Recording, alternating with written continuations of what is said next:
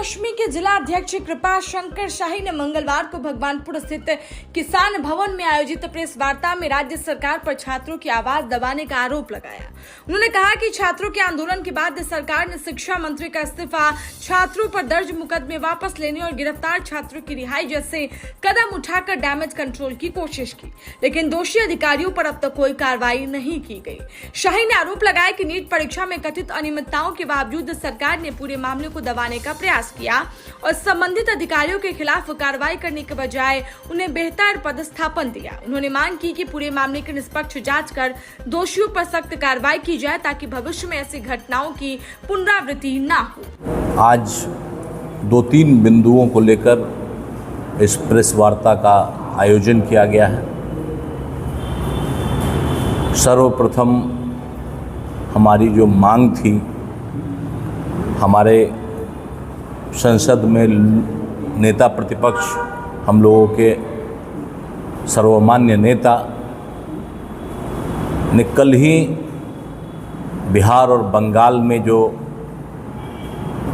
Police द्वारा छात्रों पर दमनकारी नीति अपनाई गई और उसके बाद उन पर केस कर दिया गया, उनको जेल भेज दिया गया, उस सब के खिलाफ हमारे नेता आदरणीय राहुल गांधी जी ने आवाज़ उठाई थी। उस पर बिहार सरकार ने पहल करते हुए केस वापस लेने और जो लोग जेल चले गए हैं, जो छात्र जेल चले गए हैं, उनको छोड़ने की कवायद शुरू की।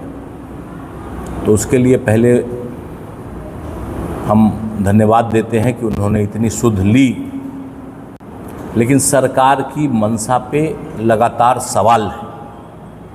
यह बात तो उन्होंने कहा कि केसें वापस ली जाएंगी, जो लोग जेल में हैं उन्हें बाहर निकाला जाएगा, लेकिन जो लोग दोषी हैं इस कृत्य के, उसके लिए क्या किया उन्होंने? उसके लिए उनकी जो चिट्ठी है, जो सर्कुलर है, उसमें उन लोगों के लिए कोई कवायद की बात नहीं की गई। तो हमारा मांग है कि जो लोग दोषी हैं ऐसे कृत्य के, सभी जुवेनाइल छात्रों पर जिस प्रकार दमनकारी नीति अपनाई गई, लाठी चार्ज किया गया, बर्बरतापूर्वक पीटा गया, किसके आदेश से ऐसा हुआ?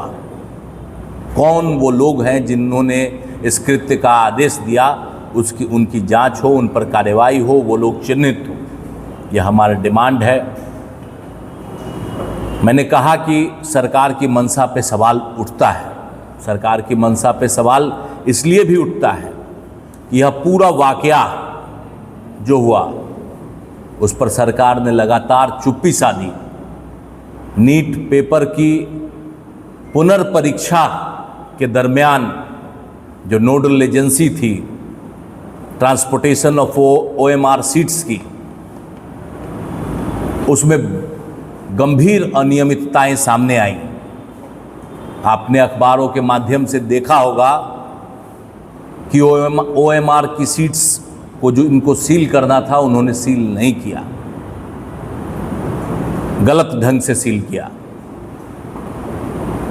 जेरोक्स कॉपियां जिस पदाधिकारी द्वारा पहुंचनी थी, वो पदाधिकारी न होकर अपने मातहत आने वाले कनीय पदाधिकारी के माध्यम से उसको भेजा, और जब एयरपोर्ट पे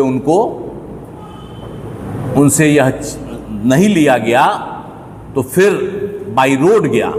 और अनियमितता की हद तब हो जाती है जब जिस पदाधिकारी ने यह गलत कृत्य किया उसी को कस्टोडियन बना के उस OMR सीट्स को भेजा गया दिल्ली।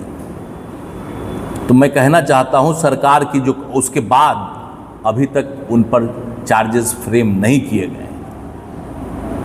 उसके बाद ऐसी परिस्थिति में जब पूरा देश जल उठा इस नीट कांड को लेके, वैसी परिस्थिति में उन पदाधिकारियों पे चार्जेस फ्रेम नहीं किए गए, उनको तत्काल जो सस्पेंशन होना चाहिए नहीं किए गए।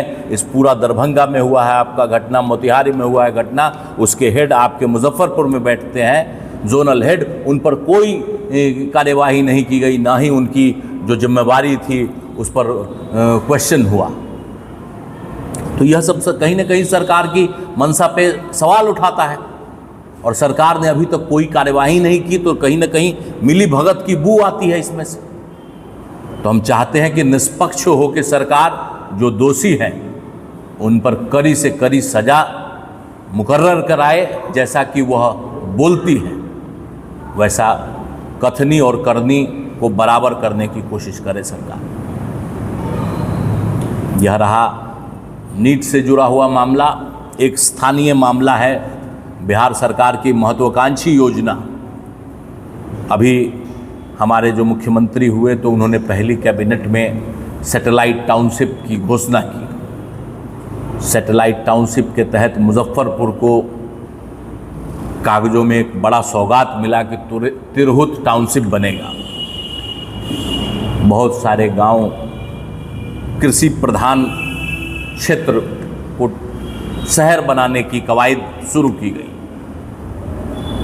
खैर ठीक है, शहर बनाइए, हमारा विरोध नहीं है इसमें, लेकिन जमीनों की खरीद बिक्री बंद क्यों? आप कहते हैं कि सरकार उनसे खरीदगी करेगी 4 गुने दाम में, और सरकार के यहाँ काम कितना आसान होता है वो आप सब लोग जानते हैं, किसी को बताने की आवश्यकता नहीं कि सरकार के यहाँ काम करा लेना कितना आसान होता है। तो अगर मान लीजिए आप 4 गुना दाम में उनकी ज़मीन खरीदना चाहते हैं, अगर कोई 8 गुना दाम में उनसे ज़मीन खरीदने को आता है तो वह क्यों नहीं बेचे? वह क्यों डिप्राइव्ड हो अपने इस राइट से? तो यह ज़मीन की खरीद बिक्री रोक लग गई है, और जो भी चीज़ें हो रही हैं बिल्कुल अनप्लान्ड तरीके से। फैसला पहले हो जाता है, मंथन बाद में होता है। आप बताइए कि तिरहुत सैटेलाइट टाउनशिप का एक मैप मोटा मोटी तैयार कर लिया गया है। चूँकि मैं प्रमुख भी हूँ तो एक आयोजना का बैठक था, उसमें मैं गया था। उसमें मुझे कागजात जो मिले उसमें दिखा कि एक मैप उन्होंने ट्रेस किया है। उस मैप में कंप्लीट राजस्व ग्राम नहीं है। तो जो ज़मीनें उस सैटेलाइट टाउनशिप एरिया में नहीं है उनको तो इस खरीद बिक्री से मुक्त करना चाहिए, उसको भी अभी रोका हुआ है।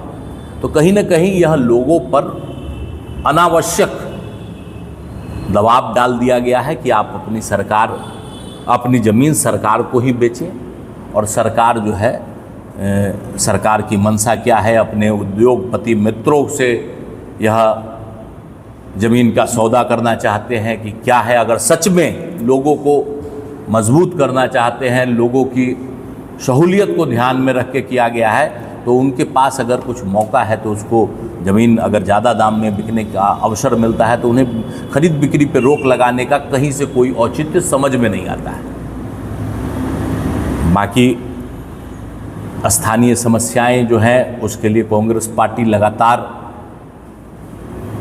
जूझ रही है। हम लोग प्रखंड स्तर पे जो अंचल से जुड़े मामले हैं, जो भूमि सुधार से जुड़े मामले हैं, उसके लिए आगे संघर्षरत होंगे।